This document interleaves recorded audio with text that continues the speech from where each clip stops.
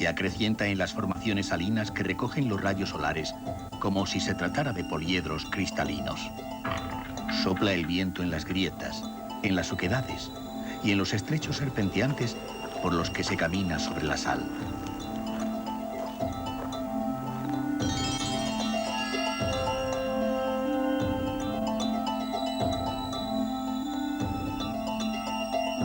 El desierto.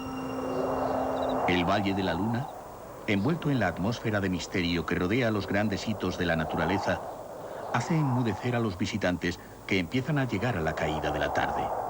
Atacama se ha convertido en un lugar de culto para un reducido grupo de iniciados que buscan la soledad del planeta.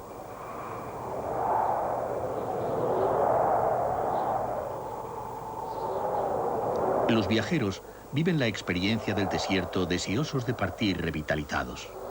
Otros realizan un viaje iniciático hacia los orígenes y lo inexplicable. Algunos indagan en una religiosidad hermética que surgió de la unión del cristianismo con las antiguas creencias prehispánicas.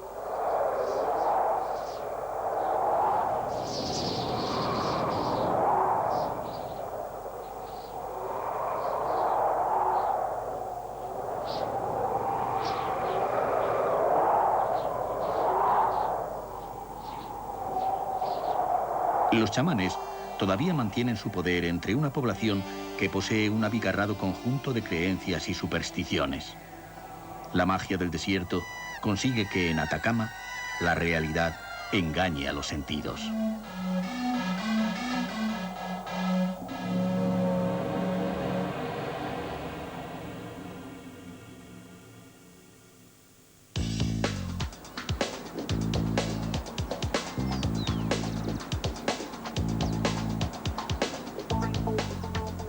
Santiago se alarga siguiendo al río Mapocho, al pie de la cordillera, tomando una fisonomía longitudinal igual a la del resto de Chile, que extiende su territorio entre la plenitud de los Andes y las olas del Océano Pacífico.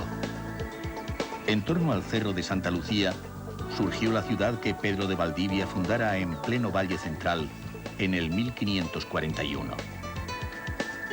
Enfrentado a la urbe, el monumento al caudillo indígena recuerda la rebelión de los mapuches y la resistencia de los habitantes del sur a la conquista española.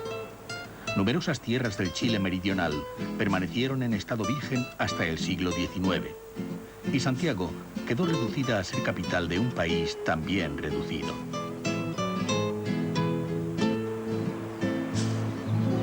Los terremotos que sufrió Santiago hicieron perder el sentido unitario de la ciudad. Los nuevos edificios se fueron alzando junto a los supervivientes.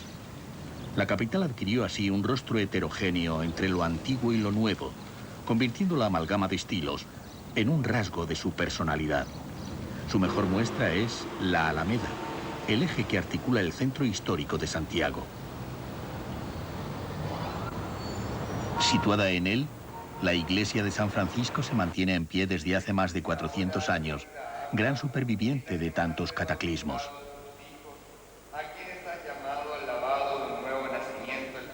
Su claustro, igual que una isla de reposo en el ajetreado corazón de la capital, sirve de sobrio preámbulo al museo colonial instalado en el convento. Una estética ingenua y recargada que funde el gusto hispano y el autóctono emana de las tallas policromadas de madera y las obras maestras de los plateros.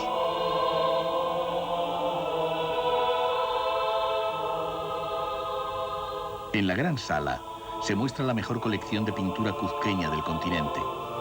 Los impresionantes cuadros representan el nacimiento, la vida, los milagros y la muerte de San Francisco.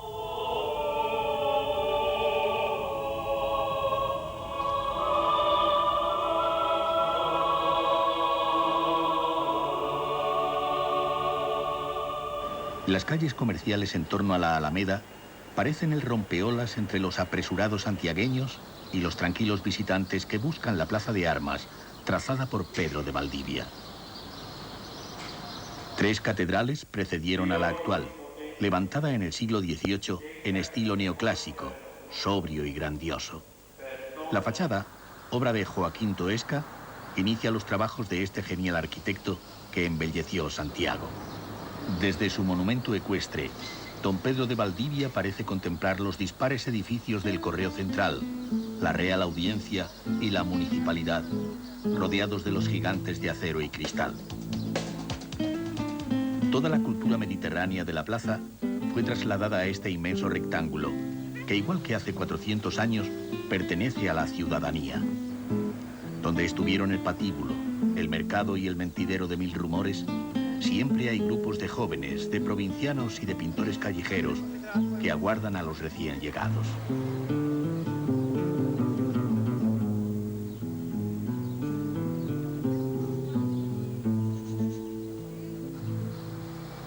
La fama universal del Palacio de la Moneda no se debe a ser una obra de Joaquín Toesca, la mayor realizada por la corona española en la época de la Ilustración. Su imagen dio la vuelta al mundo durante el golpe de Estado del 11 de septiembre de 1973, cuando la sede del gobierno chileno fue atacada y murió el presidente electo Salvador Allende. Y aunque la historia todavía no ha sido escrita, Salvador Allende ha vuelto a la Plaza de la Libertad, donde se alza su monumento en el ángulo más cercano a los despachos que ocupara. Después de la independencia en el año 1810, la capital fue creciendo y poblándose de edificios y monumentos al estilo francés, al mismo ritmo que el Estado chileno iba colonizando las tierras vírgenes y aumentaban las exportaciones. Aunque la melancólica elegancia del Santiago decimonónico ha sobrevivido, la ciudad pertenece a los arquitectos de las últimas décadas, que han elevado los edificios paralelos a las cumbres andinas. En contrapunto, el barrio de Bellavista, de casas bajas repletas de encanto, fue el hogar del poeta Pablo Neruda y sigue siendo el preferido de los artistas y de las fábricas de lapislázuli. Solo en Afganistán y en Chile se extrae esta piedra semipreciosa tan apreciada en joyería. En los talleres se efectúa el pulimento de la piedra y los artesanos consiguen vencer su dureza para engarzarla en oro y plata.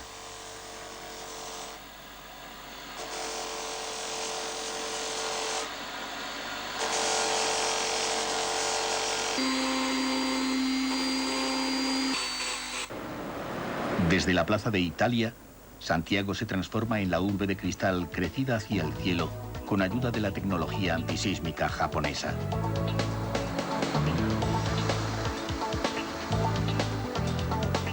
Los barrios elegantes de Providencia, El Golf y Las Condes poseen un cuidado diseño que por fin ha dado a la capital su imagen más unitaria y coherente, dibujando en el cielo un espejo que refleja los altivos colosos andinos.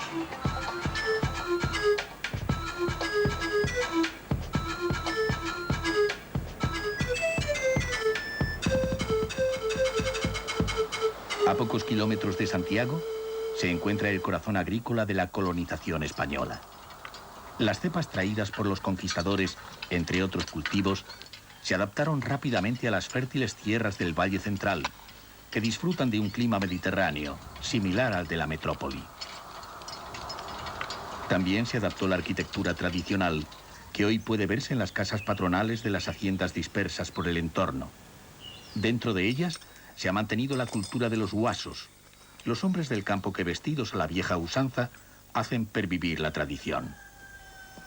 En los últimos años se ha producido una vuelta a las raíces, aumentándose la celebración de rodeos y festivales folclóricos, donde los huasos compiten con el orgullo de estar representando a su hacienda.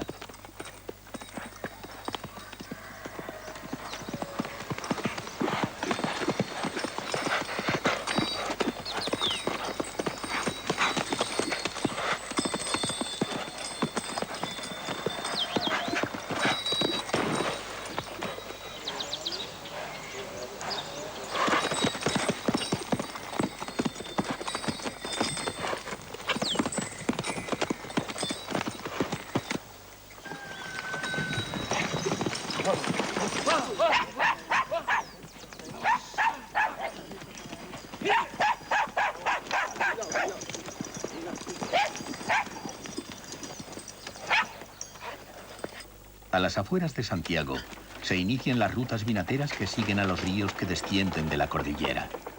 Son rutas distintas, porque cada curso de agua deja tras de sí un valle cuyos vinos tienen un sabor propio que los diferencia. El Valle de Colchagua forma un mundo dominado por las familias de vinateros que han conservado sus bodegas y sus añejas costumbres.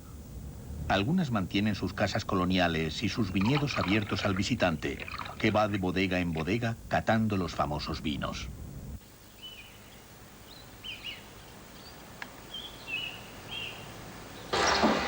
Junto a ellas, los artesanos luchan por sobrevivir en una sociedad en la que resulta difícil pagar un trabajo que no tiene en cuenta las horas que se emplean en tallar la madera o en tejer el mimbre hasta conseguir una pieza perfecta. Como los sombreros camperos de teatina, una fibra vegetal que es trenzada a mano y se aplana con un viejo rodillo. Luego, con la máquina de coser, se unen las trenzas dando forma a los preciosos sombreros. Todo el vino de Colchagua ha enriquecido a Santa Cruz. El oro líquido de Colchagua no solo atrae a los seguidores de Baco, también han llegado importantes inversores extranjeros, sobre todo españoles.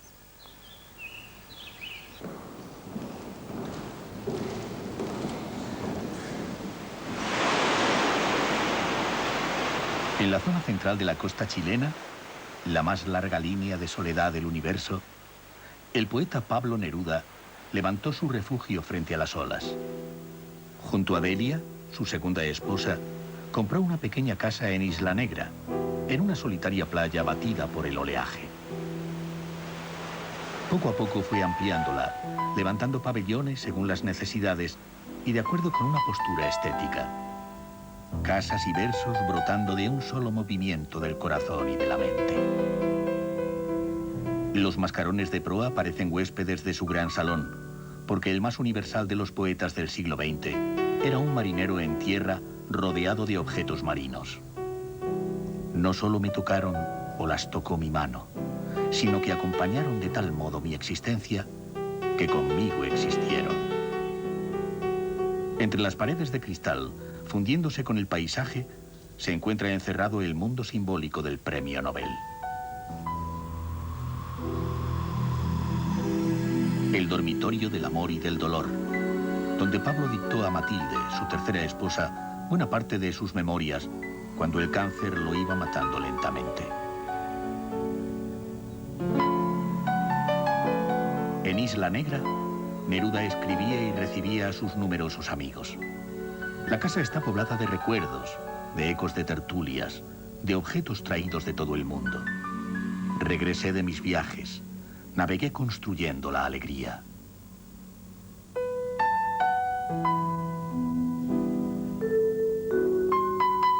El estudio con las colecciones más personales fue su lugar preferido para escribir, mirando al mar, acompañado por el retrato de Baudelaire.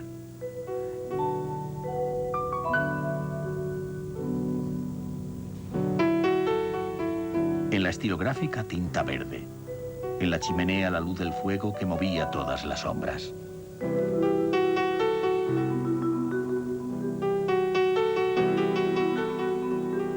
En el rincón más entrañable, los recuerdos de la infancia y la primera juventud, que le habían dejado su amor por los caballos y por las tierras vírgenes de la Araucanía.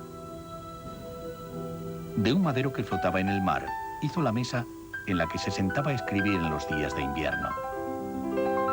No le dio tiempo a terminar la sala dedicada a su mejor colección, la de caracolas. La muerte llegó como un naufragio.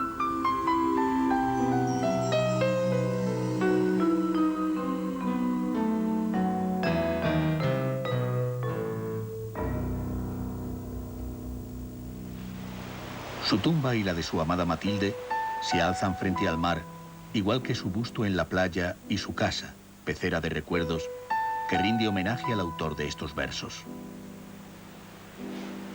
Necesito el mar porque me enseña. No sé si aprendo música o conciencia. No sé si es sola o ser profundo, o solo ronca voz, o deslumbrante superposición de peces y navíos.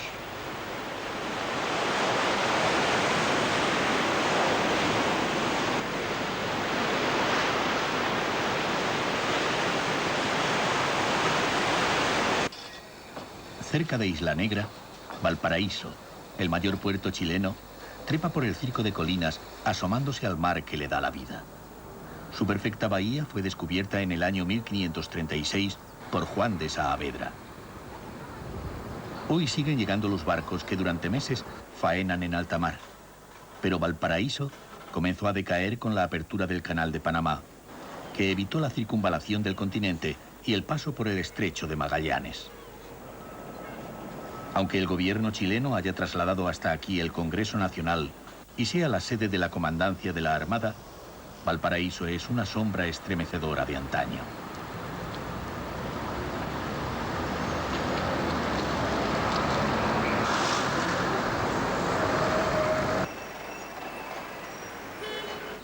Sus casas de madera se asoman desde las colinas, dejando un laberinto de calles empinadas y zigzagueantes. Un sinfín de miradores y rincones que la convierten en una ciudad secreta, ensimismada en su propia contemplación. Fue amada por Neruda.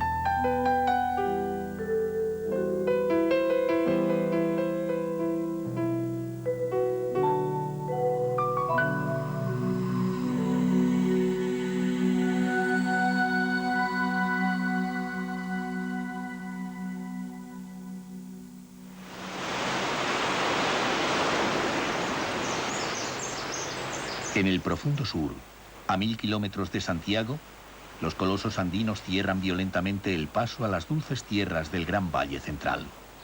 De inmediato el viajero penetra en la América Virgen, donde el mundo todavía está formándose, y comprende que los lagos glaciares y los volcanes de cumbres nevadas sirvieran de refugio a los mapuches rebeldes que terminaron en 1598 con la colonización española al sur del río Biobío. En la región de los lagos se abrió un paréntesis de casi 250 años que solo permitió crecer al bosque primigenio, y el lago Llanquihue quedó como un espejo solitario reflejando las cumbres volcánicas del Osorno y el Calbuco. El lago Llanquihue despertó del olvido a mediados del siglo XIX, cuando el gobierno exploró las tierras deshabitadas de la zona y propició la llegada de colonos que esta vez fueron alemanes. En las orillas surgieron pueblos como Frutillar.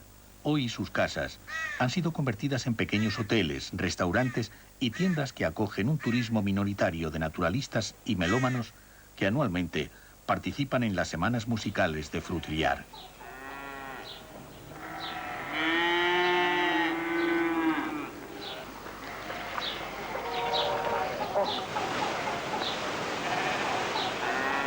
Desde el monumento que recuerda a los pioneros que despejaron la selva, se percibe la acción del hombre modificando el paisaje. Aquellas primeras fincas de explotación agraria, llamadas chacras, terminaron por crear un entorno que recuerda a Centroeuropa. Al recorrer las orillas del lago Llanquihue, van apareciendo las casas construidas con madera de alerce, que todavía están habitadas por los descendientes de los primeros colonos. El tiempo se ha vuelto a detener, conservándose vivas las tradiciones de los luteranos alemanes.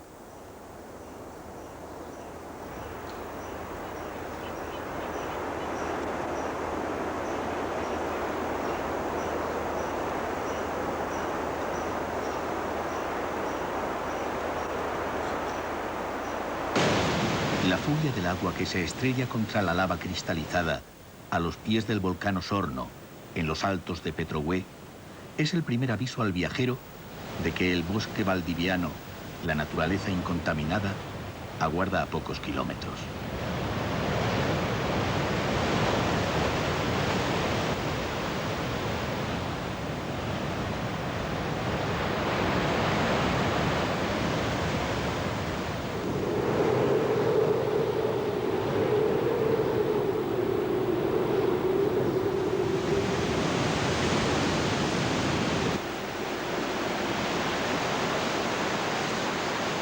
Lentamente se realiza un periplo iniciático hacia los orígenes.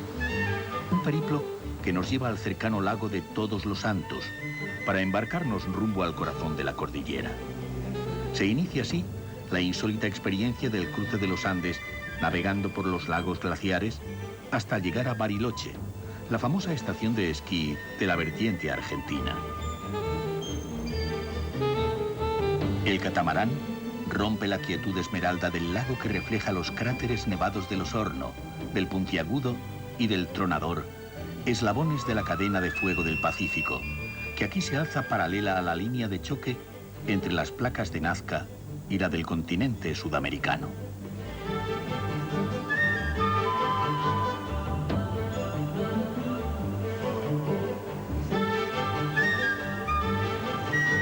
De vez en cuando surge una chacra, habitada por lugareños que permanecen unidos a la civilización gracias al barco que les lleva el correo, la comida y las ilusiones.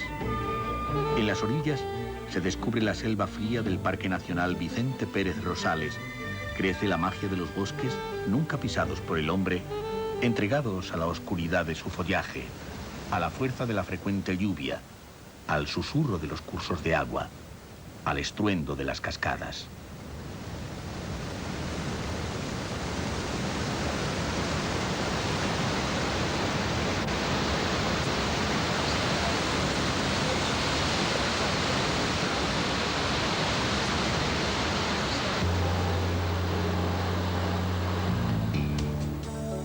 Seguimos la ruta descubierta por los jesuitas que se dirigieron desde la costa chilena a evangelizar Patagonia, Argentina.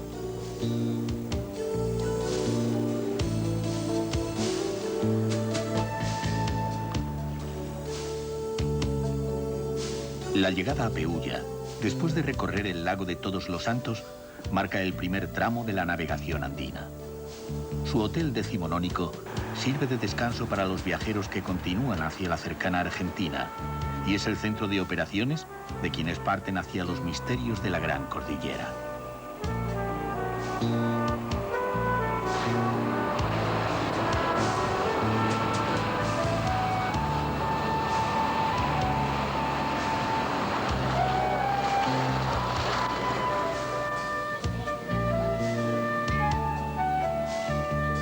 Al navegar por los ríos secretos, se descubre la densidad biológica. Alrededor cruje la selva, se alzan los helechos gigantes, se aprieta el ciprés, huele a boldo y a laurel, late un mundo desconocido, en el que el hombre es un visitante no deseado.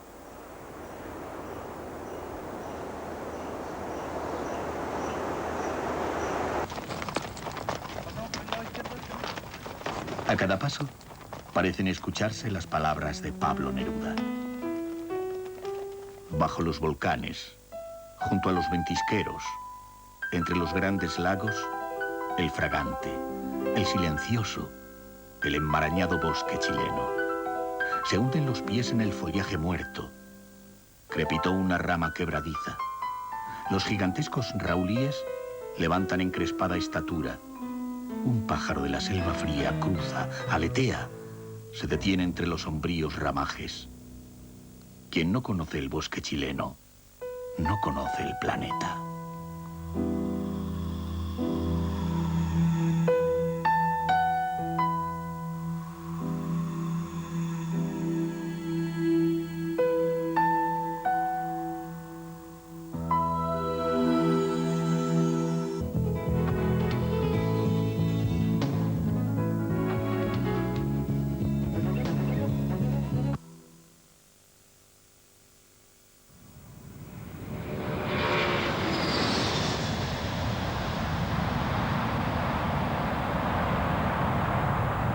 Igual que una gran sinfonía, el mundo tiene un final grandioso en la América más austral, en la Patagonia, una tierra de soledad y lejanía, separada del resto del país por los campos de hielo y una orografía tan compleja que el avión resulta imprescindible. Desde Punta Arenas, la infinita pampa patagónica, tachonada de lagos y de estancias, impone su ley de soledad en un territorio por el que viajar se vuelve una aventura en busca de las altas cumbres del macizo del Paine. Puerto Natales, la capital de la provincia de Última Esperanza, es el primer alto en el camino. Asomada al fiordo, sus casas de madera se aprietan en torno a la plaza de armas, que centra la vida de los colonos venidos para explotar las minas del entorno y la ganadería. Ciudad fronteriza entre la civilización y la soledad de la pampa, recibe a las aves marinas y a los viajeros que, bien aprovisionados, parten rumbo a los fríos canales o camino del macizo del Paine. Los cisnes de cuello negro excitan su curiosidad, convertidos en los primeros de la lista de animales extraños que van a conocer.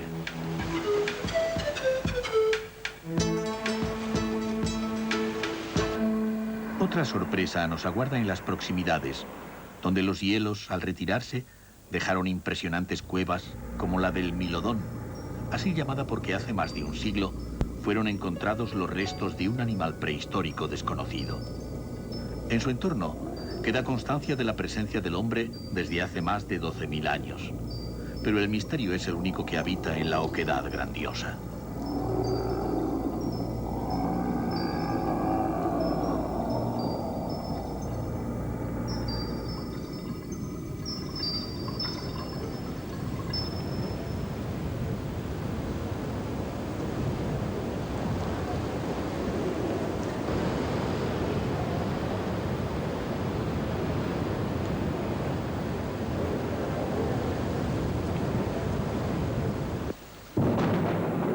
Después de un largo viaje por caminos de tierra, se impone la presencia del gran hito geográfico del extremo del mundo. Algunos pequeños hoteles y una infinidad de caminos han abierto al visitante las indomables montañas en las que, a pie, a caballo o en vehículos todoterreno, pueden alcanzarse los rincones más escondidos del coloso.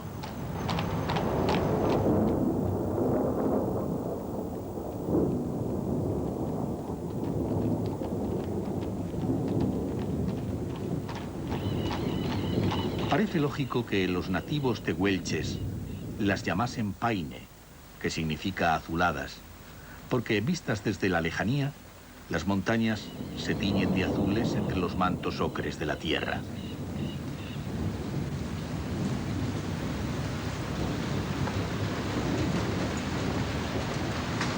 Torres y fortalezas que se alzan como un retazo de naturaleza salvaje preservado por la mano del hombre, que primero lo declaró Parque Nacional y luego Reserva de la Biosfera de la UNESCO.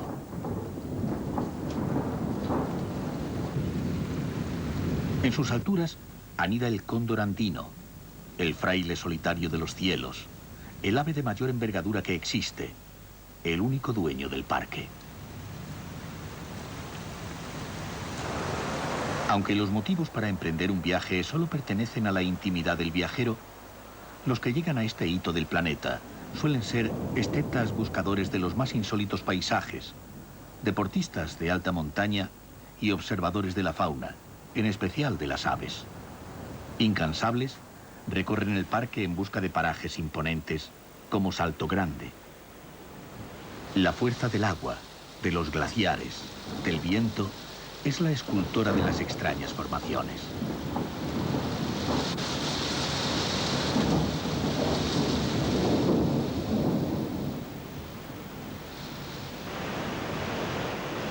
La pasión de los naturalistas se desata ante las especies endémicas, ante los bosques de lengas y de coigües, los arbustos de calafate y de ciruelillo y las flores de vivos colores que han vencido a la nieve. El silencio rodea los lagos y lagunas donde viven los patos, los idílicos cisnes de cuello negro y los gansos silvestres como los caiquenes.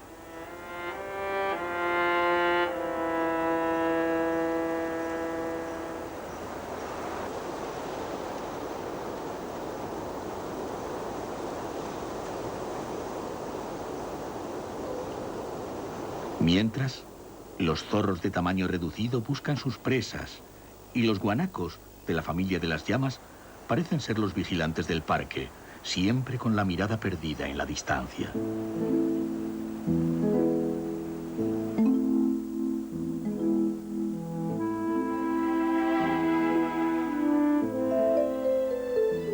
Otros curiosos habitantes, los ñandúes, llaman la atención y no faltan teorías para explicar la presencia en estas latitudes de los primos hermanos de las avestruces. Pero la culminación de los naturalistas sería avistar al señor invisible del parque, el puma. Desde el lago Pejoé se impone la magia del grupo de los cuernos. La extraña morfología del macizo que alcanza una altura máxima de 3.248 metros, se explica por su dualidad. Por un lado, se encuentra el granito solo, pero algunas cumbres todavía conservan por encima del granito la roca sedimentaria original, que produce extrañas formaciones como las del conjunto de los Cuernos o la del Cerro Fortaleza. El hielo milenario lame al macizo del Paine por su vertiente occidental. Cientos de kilómetros de hielo separan estas tierras del Pacífico y forman el campo de hielo sur, residuo gigantesco de la última glaciación. Un campo de hielo que extiende sus brazos azulados por los valles y lagos, dando lugar a los glaciares de la zona. El Grey se deja contemplar desde la altura y es posible acercarse a sus icebergs que flotan en el lago y mueren junto a la playa, casi besando los pies del viajero. Ante la fría belleza de sus formas, crece la soledad y el silencio.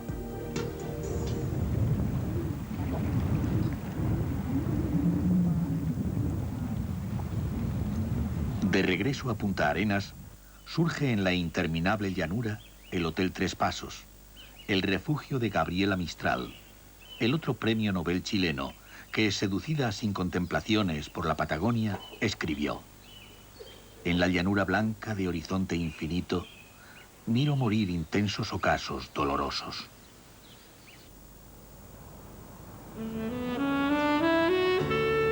El viaje hacia los confines se asoma al estrecho de Magallanes, desde Punta Arenas, la capital más austral del mundo. Al otro lado de la lengua de agua que hizo cambiar la historia, se divisa la Tierra del Fuego, así bautizada por las impresionantes hogueras indígenas que vieron los descubridores. Más allá, solo quedan las aguas tenebrosas y los helados campos de la Antártida. Punta Arenas creció gracias al tráfico del estrecho como una ciudad fronteriza entre las influencias americanas y las provenientes de Europa. Durante el siglo XIX y principios del XX, se trazaron sus grandes avenidas para albergar una población mayor que nunca ha tenido. Eran los tiempos de esperanza para millares de europeos que llegaron a los territorios vírgenes, la época de la fiebre del oro.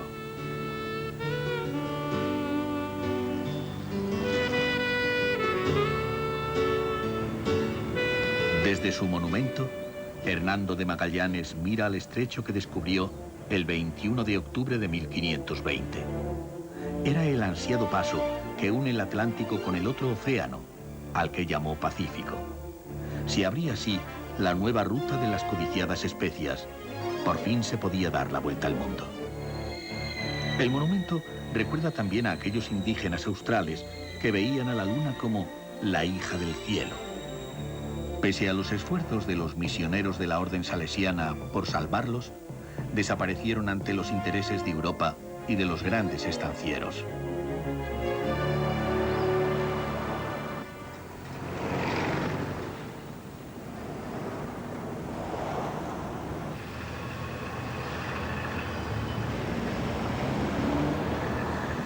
Los grandes estancieros reprodujeron en sus mansiones el lujo de la lejana Europa. Pero no pudieron evitar la decadencia que se inició con la apertura del Canal de Panamá.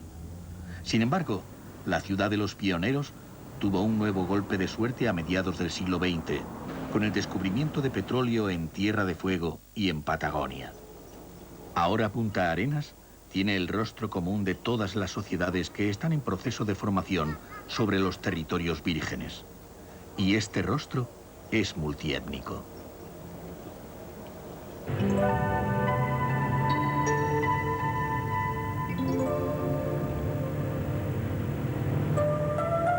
La presencia de los restos de la desafortunada ciudad del rey Felipe, que cambió su nombre por el de Puerto de Hambre, hace referencia al trágico fin de las colonias españolas, fundadas en 1548 por Pedro Sarmiento de Gamboa. Sus pobladores, abandonados a su suerte por la corona, murieron de hambre unos años antes de que se reconociera la importancia del estrecho de Magallanes.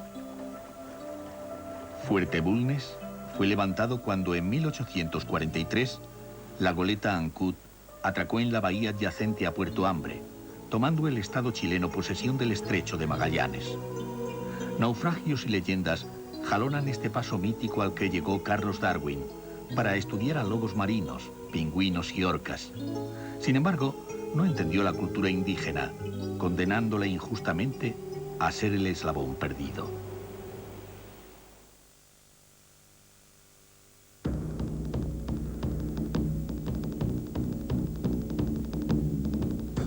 Se regresa a la región de los lagos para zarpar desde su capital, Puerto Montt, rumbo al Desierto Verde, a una de las zonas más despobladas y vírgenes de Chile. Durante 7 días, el Scorpios es el hogar del viajero, por un paisaje glaciar de profundos fiordos, canales e islas de los archipiélagos de Llanquihue, de Chiloé y de los Chonos, hasta el glaciar San Rafael, donde yacen los hielos milenarios.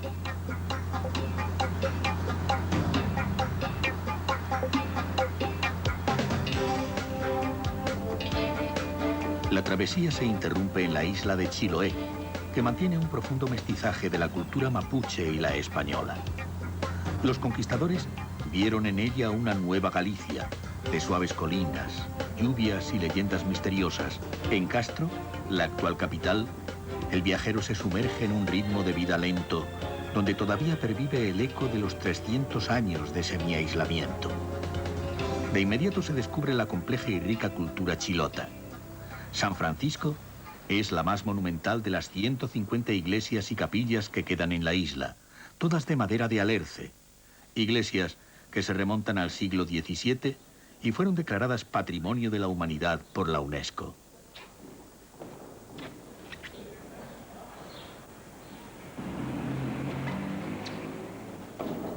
Durante este largo periodo de aislamiento, se desarrolló una cultura en la que el elemento indígena se fundió con los colonizadores españoles. Una cultura que pervive en un sinfín de creencias arcanas, organizaciones comunales, instrumentos de trabajo y una artesanía repleta de fuerza y color, de personalidad propia.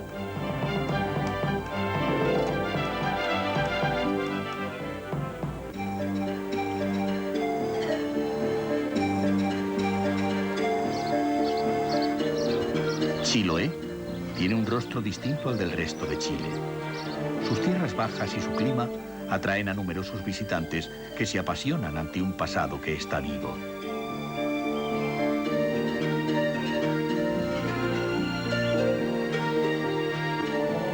Llamada el Jardín de la Iglesia, por la profunda evangelización que en ella realizaron los jesuitas, Chiloé fue el gran centro de expansión del catolicismo, desde la pampa argentina hasta las tierras del sur, habitadas por los pueblos autóctonos.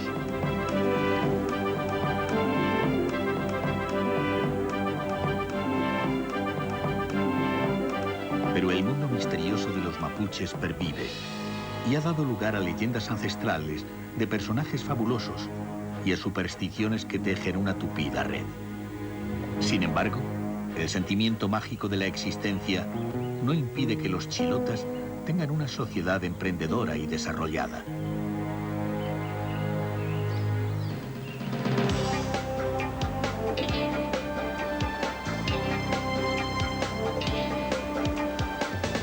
Después de atravesar el Golfo de Corcovado, cuyas corrientes hicieron que durante siglos fuese una barrera geográfica a la expansión europea, se llega a Puerto Aguirre. Los niños esperan a los viajeros para llevarlos ante las casas de los pescadores, habitantes de un territorio virginal que posee algunos de los paisajes más sobresalientes del sur chileno.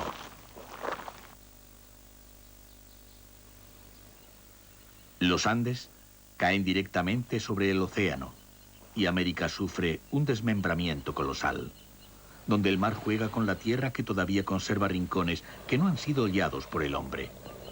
Una orografía de origen glaciar tan compleja que solo deja crecer el universo vertical de los bosques. Incluso el nombre de la región, Aysén, proviene de Ice End, que significa fin de hielo.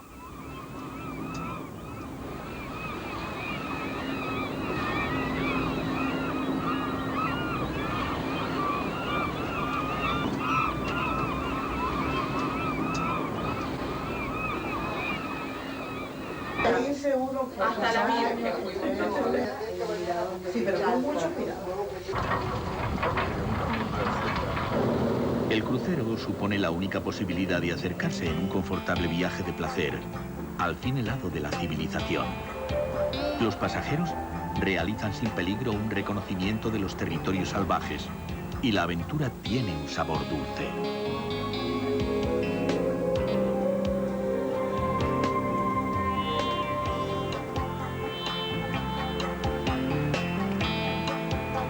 Quitralco en mapuche significa aguas de fuego. Las aguas termales son aprovechadas con fines recreativos y terapéuticos, pudiéndose tomar baños al aire libre en una de las zonas más despobladas que existen.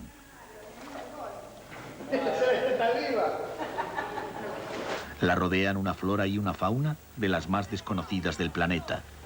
Una extensión de 7 millones de hectáreas de bosque donde crecen el maitán negro, la tepa, el ciprés de las guaitecas, el canelo, el roble colorado, el avellano.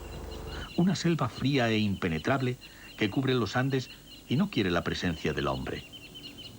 Su espesura pertenece al puma y al cóndor, al gato montés y al águila, al guanaco y a los pájaros carpinteros.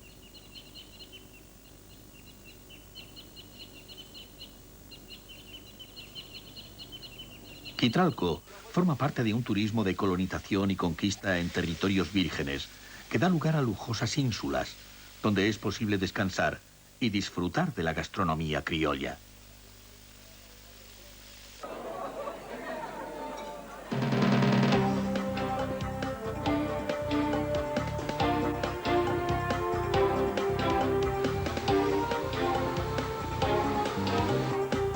Una colonia de lobos marinos entretiene a los viajeros que se embarcan para recorrer los fiordos célebres por sus criaderos de salmón.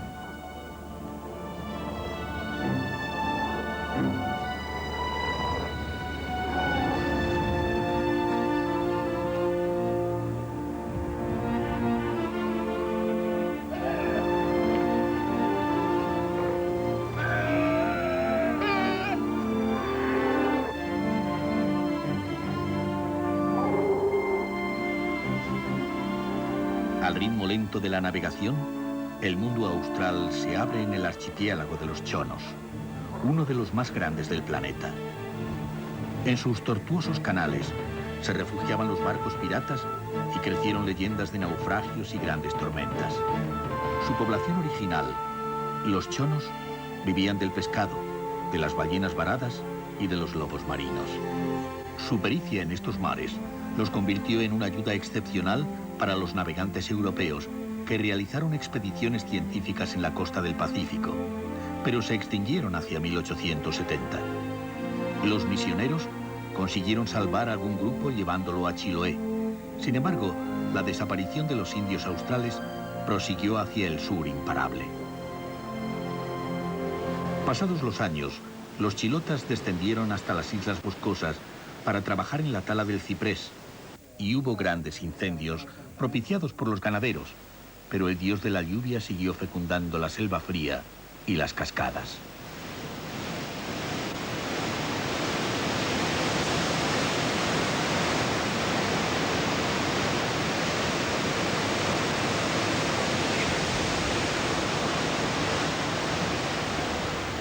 La navegación prosigue más allá del límite, en un mar de aventuras, donde la naturaleza se convierte en un territorio mítico que apenas conoce la presencia del hombre.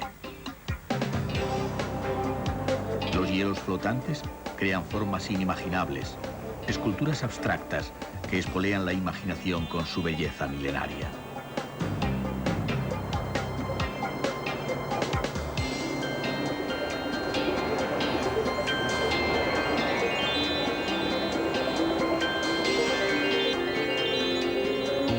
El coloso está cerca. El final del viaje se aproxima. Los icebergs aparecen como los primeros testigos del río de hielo que se precipita al Océano Pacífico.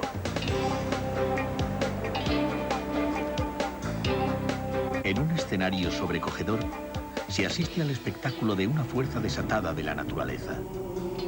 El glaciar San Rafael desciende majestuosamente desde el campo continental de hielo norte, con sus 350 kilómetros cuadrados de extensión. Hielos que se asientan en las cimas de los Andes australes y que dan lugar a 19 ventisqueros y a una de las mayores reservas de agua dulce del planeta.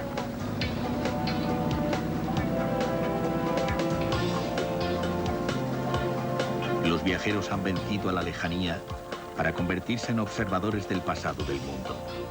La experiencia merece un brindis con un hielo de 30.000 años.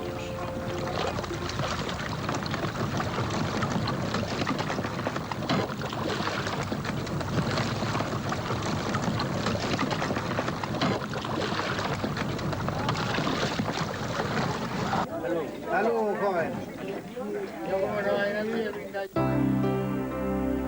Dos eternidades se juntan: el verdor perenne de los bosques y el blanco eterno del glaciar.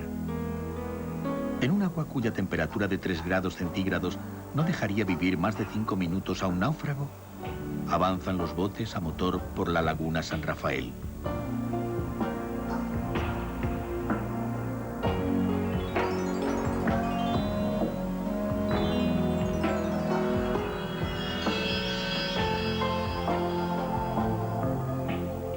Las extrañas figuras de los icebergs, de los que solo vemos una décima parte, aumentan la intensidad de su coloración cuanto más nublado esté el día. Azules incontaminados y verdes que reflejan las cristalizaciones más antiguas.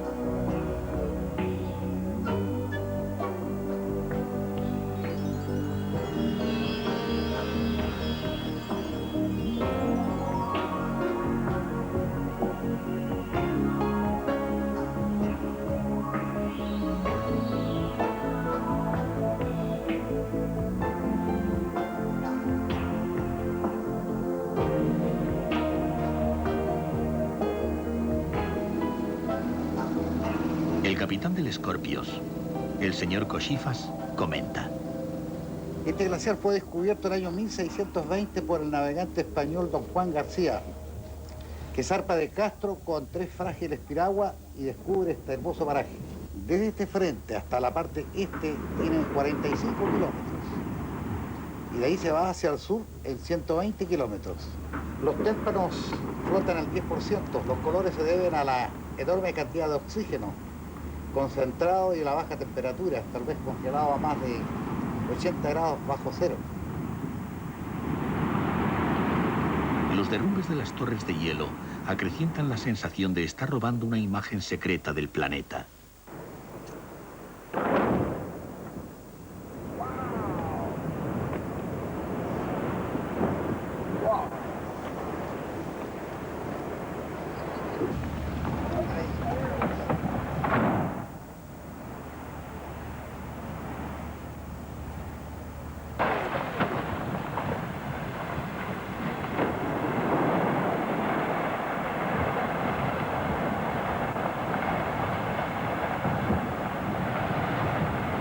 En el límite de lo humano, avanza el Scorpios acercándose a unos 400 metros de la pared del glaciar San Rafael para navegar en paralelo a este muro de hielo de 70 metros de altura.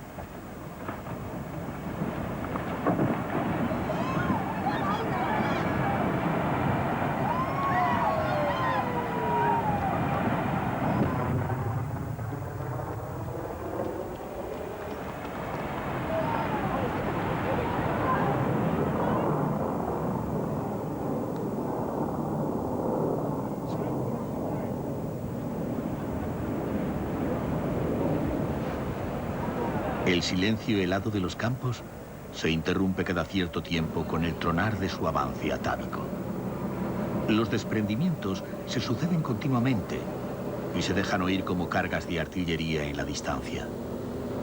Parecen la voz salvaje del planeta, de los confines deshabitados, de los territorios donde el pasado y el futuro se confunden en una historia que todavía no ha sido escrita.